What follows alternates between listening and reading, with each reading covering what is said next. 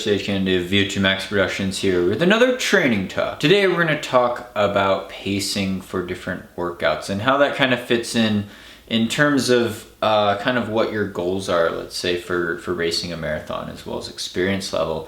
Kind of the whole idea, and I always touch on this in previous training talks, check out the whole playlist, training talks, training advice from Sage Running, with the idea that your intensity for doing harder workouts, submaximal efforts, really does vary depending on your what stage in training you are in a cycle, but also on what your goals are and what your experience is. So if your first goal is to finish your first marathon and run under 4.5 hours or something like that, you're kind of at a different, there's going to be a different workout stimulus than if you're going for a BQ and you're trying to run under 3:20 in the marathon or something like that.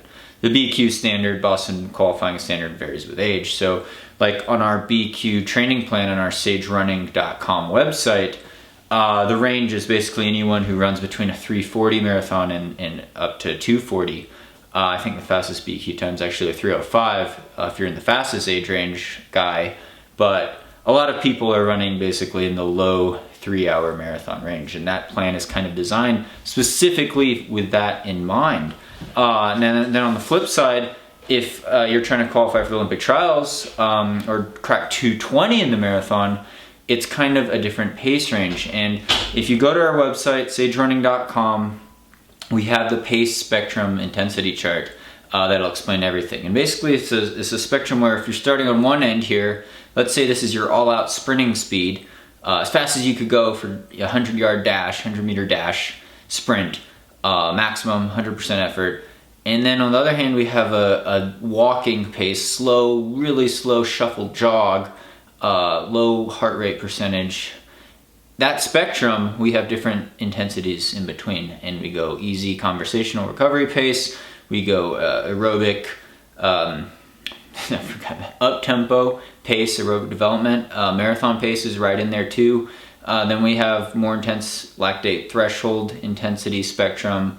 Going more intense than that, we have, that's around 10K to half marathon pace. Then we're going into VO2 max type of stimulus territory, VO2 max, maximum aerobic capacity stimulus. And even beyond that, going anaerobic, there's some anaerobic contribution at VO2 max, but beyond that, really fast speed intervals, shorter intervals, maybe high intensity hill reps, way over the threshold, up to 100% maximum heart rate, and even more, even alactic speed, which would be not lactic acid, big lactic acid contribution. You could do alactic hill sprints, 10-second sprints, 8-second sprints, and reset the creatine phosphate system every time with a complete recovery. That's pure speed development. Anaerobic speed development's in between. So a lot of different confusing spectrums, and when you do workouts, the pace really does matter, pace and intensity. So that's why I always go by both velocity, flat running velocity, but also heart rate percentages. And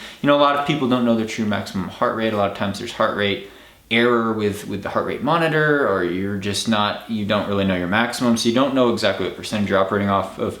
So if you're doing flat track workouts or flat road running workouts in good conditions, you have a relative pace and you have a relative heart rate reading or effort percentage wise that you're operating at, and you're designing a workout based on those parameters.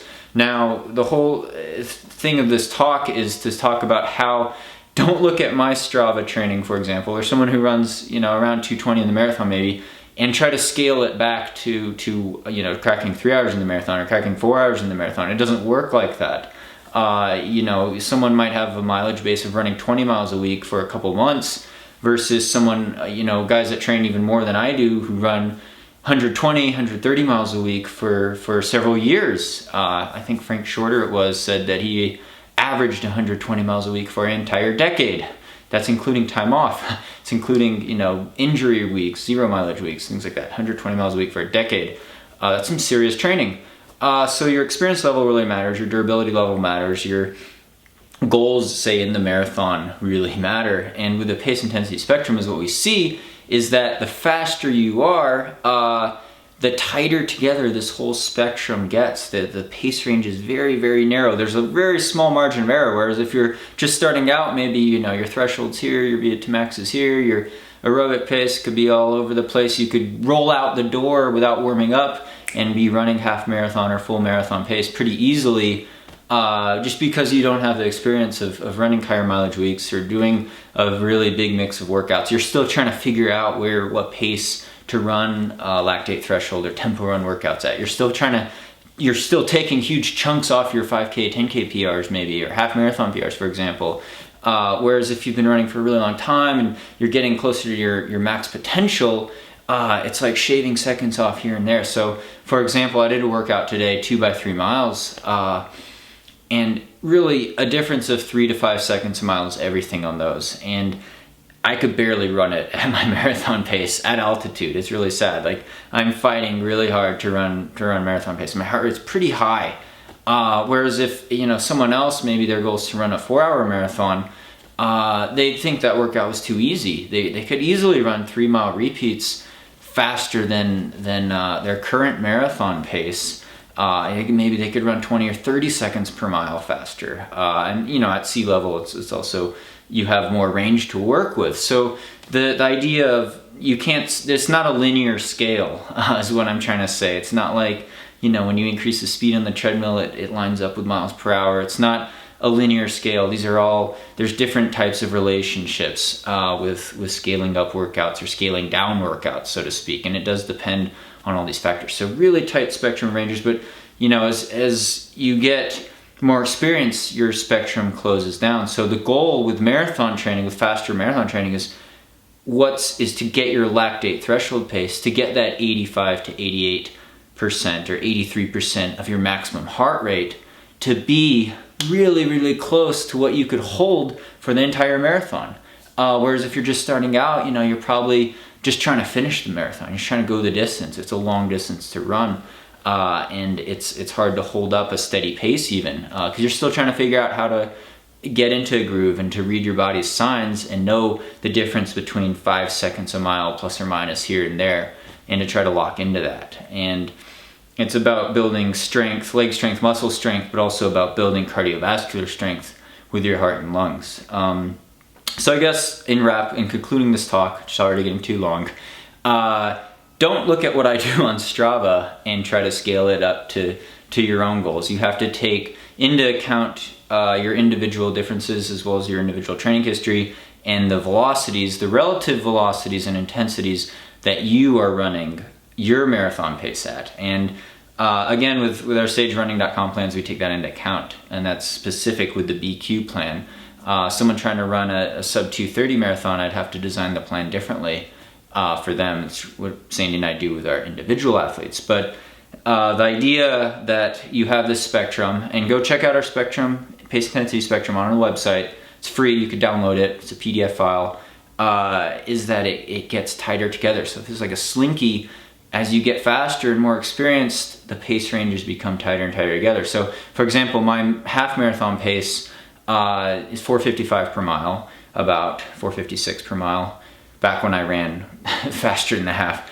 And my marathon PR pace is about 5:13 per mile, 5:12 per mile. So it's a pretty tight spectrum right there. Whereas if you're just starting out, your half marathon pace could be 20 or 30 seconds almost per mile than compared to your marathon pace. So it's about trying to reach your potential and doing the best with what you have, the time and training mainly, but also injury resistance and being able to hold strength for longer periods of time and consistency of training.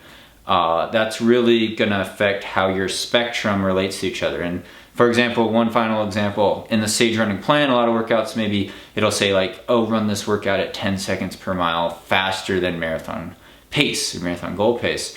Now for someone else, say you're a 4:20 marathoner, the same workout, I'd probably say run 20 seconds per mile faster than marathon pace, because it's something that the spectrum's farther apart. Each second is worth more in terms of percentage. So a 1% improvement at 2:20 marathoner isn't as much of an improvement in terms of time as compared to the 3:20 marathoner or the 4:20 marathoner, right?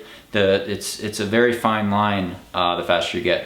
My light just went out there, the side's dark. But that's it for this training talk. I know it's kind of convoluted, and again, some stuff I've already touched on, but I just wanted to kind of outline that put it in a training talk of its own right now. Do expect more heading into 2016. Again, thank you so much for all the Patreon support, for all the Patreon supporters. You've got your exclusive December training questions. I know a lot of you already submitted them. Expect another exclusive Patreon training talk on the website if you're at that certain threshold, as well as more posts, pictures, and training tips. Thank you so much. It's patreon.com/sagerunning. Thank you for subscribing on here on YouTube and for sharing these videos across social media. Really, really appreciate the support and just all the views and all the comments. It means a lot to me. So thank you guys. I really hope that your 2015 is going out on a good note and that you're amped heading into 2016. I know I am. So I do want to continue with these training talks as well as more, trying to really up the level of the YouTube videos in general for the VO2 Max Productions channel here. So stay tuned for that. Thank you again. Happy New Year's, and stay tuned for more VO2 Max Productions.